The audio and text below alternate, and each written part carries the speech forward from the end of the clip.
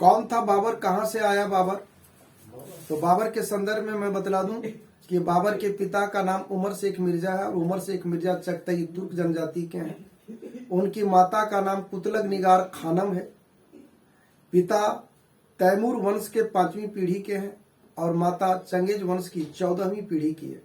इस प्रकार बाबर के रगों में तैमूर वंश और चंगेज वंश का खून प्रवाहित हो रहा है। यहां पर एक सवाल पैदा यह होता है कि जब अगर बाबर अपने पिता की ओर से प्रभावित होता तो निश्चित रूप से वह भारत में अपनी सत्ता, अपने साम्राज्य का नाम तैमूर वंश रखता। अगर अपनी माता से प्रभावित होता तो निश्चित रूप से वो चंगेज वंश के नाम पर साम्राज्य का नाम रखता। आखिर वो कारण क्या था जिसके कारण उसने वंश का नाम ना तैमूर वंश रखा, न चंगेज वंश रखा, न तैमूर न चंगेज, बल्कि वंश का नाम मुगल वंश? आखिर क्यों? इसकी भी चर्चा हम लोग आगे करेंगे। जैसा कि हमने ये कहा कि इसके पूर्वज मुस्लिम नहीं थे, तो फिर क्या थे? जस्ट वेट, कहानी मजेदार है। बाबर एक व्यक्ति नहीं, बाबर एक व्यक्तित्व है जिसे कोई भी मानव यह सीख सकता है कि टूट भले जाओ, बिखरो नहीं, निखर कर एक व्यक्तित्व के रूप में उभर कर सामने आओ। बाबर के पिता को कबूतर को दाना खिलाने का शौक था। प्रत्येक दिन छत के मुड़ेर पर जाते, कबूतर को दाना डालते। कबूतरों का झुंड आता उतरता, दाने को चुगता और पुनः उड़ जाता। लेकिन एक दिन अनायास कबूतरों का झुंड उतरता चला गया। इसके पिता उमर शेख मिर्जा कबूतर को दाना यूं यूं यूं यूं डालते चले गए और इसे डालने के क्रम में झुंड उतरता गया, पीछे हटते गए, छत से गिरे, एकाएक उनकी मृत्यु हो गई। बाबर का जन्म 1483 में हुआ था और इसके पिता की मृत्यु 1494 में हो गई। 11 साल की अवस्था है। बाबर के चाचाओं को लगा कि क्यों नहीं इसके साम्राज्य के ऊपर आधिपत्य जमा लिया जाए। और साम्राज्य के ऊपर जब आधिपत्य जमा लिया जाए, जब ये कड़ियां आई, तो बाबर की दादी एहसान दौलत बेगम ने बढ़ चढ़ करके भाग लिया और कहा कि ना बेटे, साम्राज्य और सत्ता राजतंत्रात्मक शासन के सिद्धांत के तहत चलता है, जो वंशानुगतता के सिद्धांत पर आधारित है। शासक तो बाबर ही बनेगा। और इस प्रकार बाबर अपनी दादी एहसान दौलत बेगम के सहयोग से सत्ता को प्राप्त करता है। लेकिन इसके चाचाओं को लगा कि ये क्या हो गया, 11 साल के बंदा जिसका हमने विरोध किया वो शासक बन बैठा है और हम कुछ कर ना सके। यहीं से इतिहास एक नया रुख लेता है। चाचाओं ने आक्रमण किया, लेकिन प्रकृति बाबर के साथ था। झमाझम बारिश थी, चाचा की हार हो गई, बाबर की जीत हो गई। बाबर के सलाहकारों ने सलाह दिया कि जब तेरे अपने अपने ना हो सके तो तुम काहे को अपना और पराये के मोह माया में पड़े हो, कर दो आक्रमण। बाबर ने भी अपने चाचाओं के ऊपर आक्रमण कर दिया और जब बाबर ने आक्रमण किया तो इसके चाचाओं की हार हो गई। जब बाबर ने आक्रमण किया तो अपनी शाही राजधानी से वो 100 दिन दूर रहा और बाबर की हार हो गई। फरगना हाथ से निकल गया, परिस्थितियां प्रतिकूल हो गई। अब बाबर को समझ में नहीं आने लगा कि मैं करूं तो करूं क्या। लेकिन बाबर ने उसी परिस्थिति में 1501 में समरकंद के शासक सैबेनी खान उज़्बेक के ऊपर अनायास आक्रमण करता है। मैंने वर्ड यूज किया है, अनायास आक्रमण करता है, मतलब एकाएक आक्रमण करता है। और एकाएक आयारा किसी के ऊपर आक्रमण करेगा तो अगले को संभलने का वक्त नहीं मिलेगा। ताकत चाहे जितनी भी हो, हार तो होगी, क्योंकि संभलने का वक्त मिला नहीं। सैबेनी खान उज़्बेक कोई मामूली कैरेक्टर नहीं था। सैबेनी खान उज़्बेक की हार हो गई। वो समरकंद का शासक था। समरकंद के शासक सैबेनी खान उज़्बेक के ऊपर आक्रमण किया जाना और समरकंद के शासक सैबेनी खान उज़्बेक की हार हो जाना। हार हो जाने के उपरांत सैबेनी खान उज़्बेक जो समरकंद का शासक था, वो मूल्यांकन करना आरंभ करता है कि क्या ये मेरी हार मेरी ताकत की हार है कि संजोग उसमें मेरी हार है। वो भी बंदा मर्द था, दिलेर था। कहा लगा कि ना, यह हार मेरी ताकत की हार नहीं हो सकती, ये हार परिस्थिति जन्य हार है। और यही परिस्थिति जन हार का परिणाम था कि वो निर्णय लेता है कि हमें आक्रमण करना है। वो निर्णय लेता है कि हमें आक्रमण करना है। और 1502 ईस्वी में, चूंकि 1501 में समरकंद के ऊपर बाबर ने आधिपत्य जमा लिया था, 1502 में समरकंद के वही हारे हुए शासक सवैनी खान उज़्बेक आक्रमण करता है।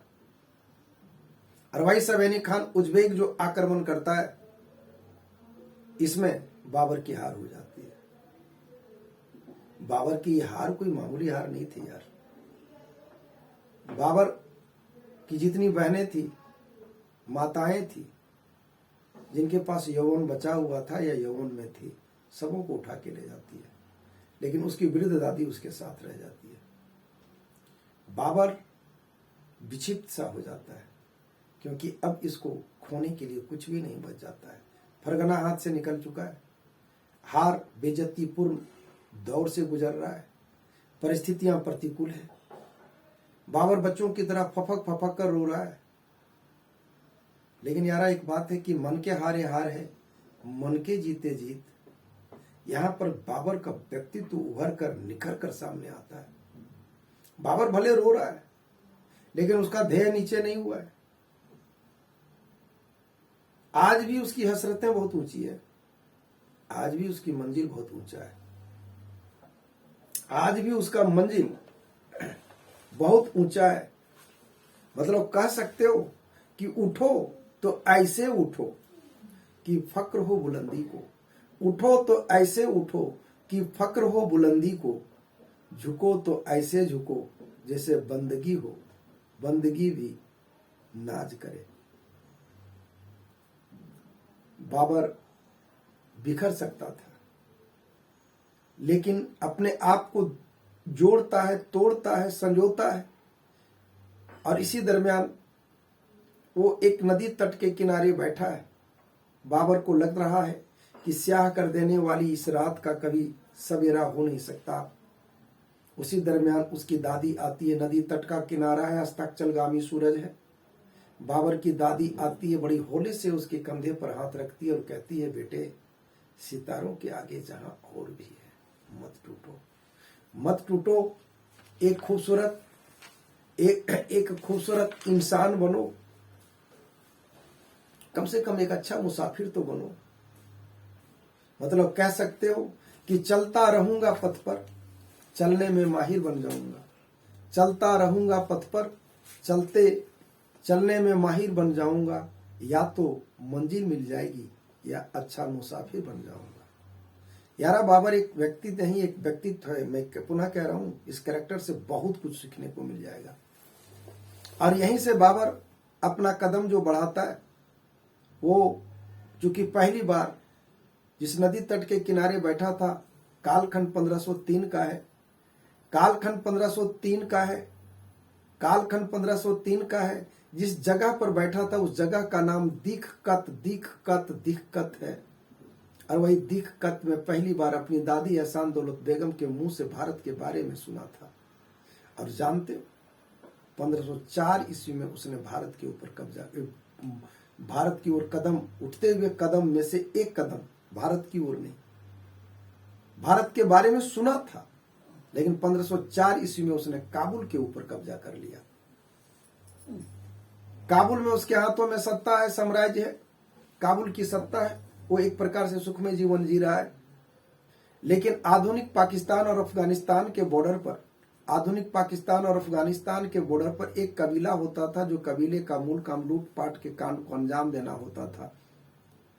ये वो कबीले वाले लोग थे जो लूटा करते थे, जिसके कारण अफगानिस्तान के भूभाग के ऊपर भी लूट कांड हुआ करता था।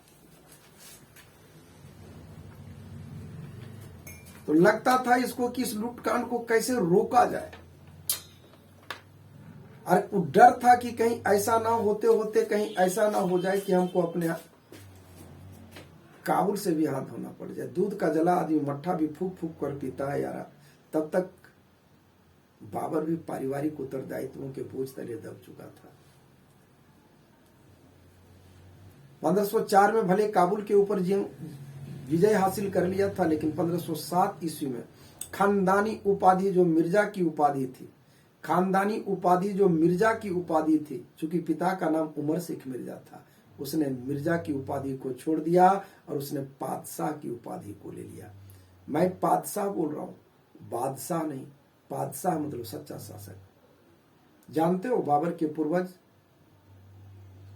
आधुनिक मंगोलिया के निवासी थे और इसके पूर्वज बौद्ध धर्म के महायान शाखा के अनुयायी थे। इस चीज को अगर मूल्यांकन करना हो तो जेएल मेहता की किताब को उठा के पढ़ें और ये ऐतिहासिक प्रूफ की चीज है।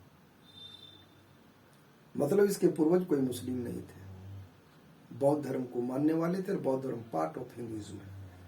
क्योंकि आज भी गवर्नमेंट ऑफ इंडिया भारत के संविधान में हिंदू धर्म के अंतर्गत बौद्ध धर्म आता है, जैन धर्म आता है और सिख आता है। मतलब all they are part of Hindu धर्म।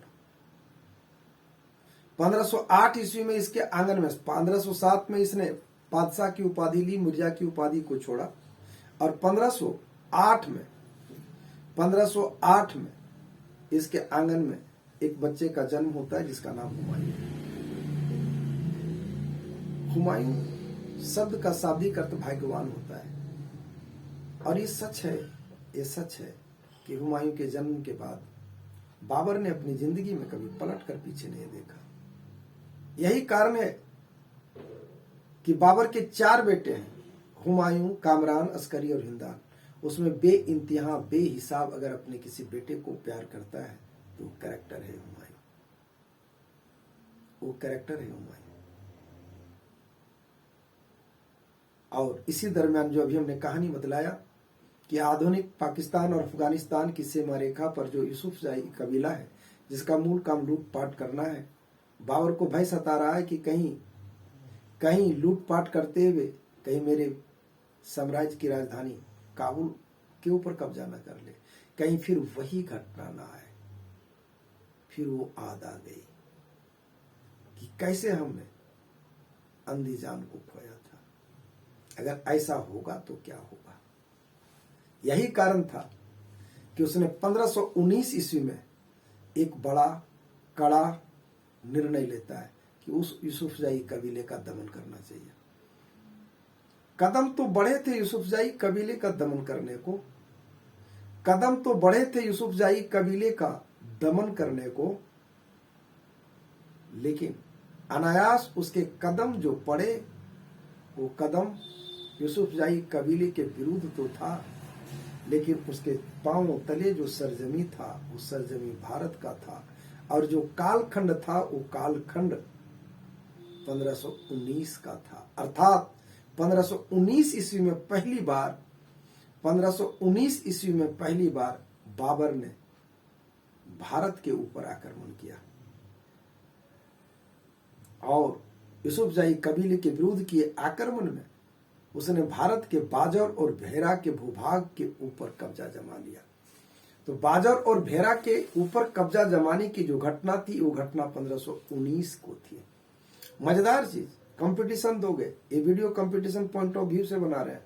बात अलग है कि तुम लोग को सुनने में मजा आ रहा होगा तो सुन भले पूरा लोगे, लेकिन कंपटीशन के वर्ल्ड में एक भी क्वेश्चन नहीं छूटेगा।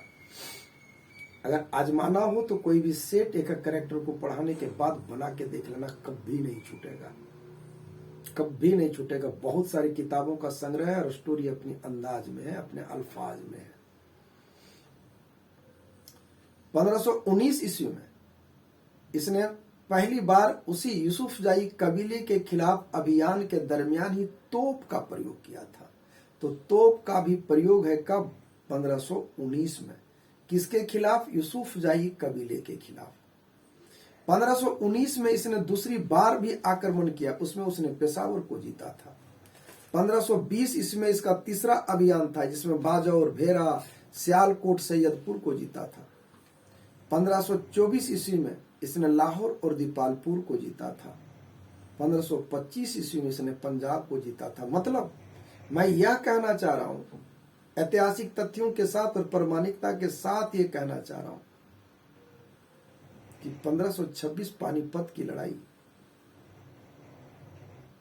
बाबर का पहला आक्रमण नहीं था। ऐतिहासिक तथ्यों के मुताबिक 1519 से लेकर 1526 तक के बीच बाबर ने हिंदुस्तान पर 7 बार आक्रमण किया। बाबर ने हिंदुस्तान पर 7 बार आक्रमण किया, लेकिन बाबर ने खुद 5 आक्रमण का उल्लेख बाबरनामा में किया है। अब हम लोग पहुंच चुके हैं 1526 के कालखंड तक। बाबरनामा के पंचनामा की ये पहली कड़ी है। ये पानीपत की सरजमी है, जिस सरजमी में जब जब भारत में कोई जंग हुआ है, इसी पानीपत के मैदान में जब जब कोई जंग हुआ है, इसी पानीपत के मैदान में भारत ने अपने इतिहास के रूप को मोड़ा है हर बार।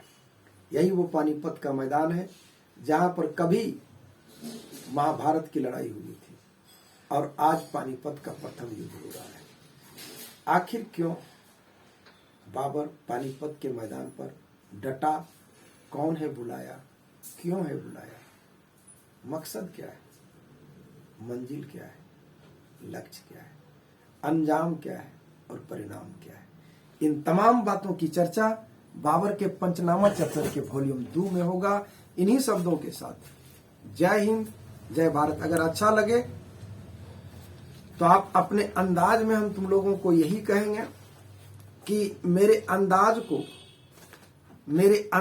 को आप एक अंदाज दे देना, मेरे अंदाज को आप एक अंदाज दे देना, जहां तक पहुंच हो आपकी बस एक पहचान दे देना। सही और गलत निखर कर उभर कर आए, उसको एक बार लिख कर जरूर बता देना। जय हिंद, जय भारत।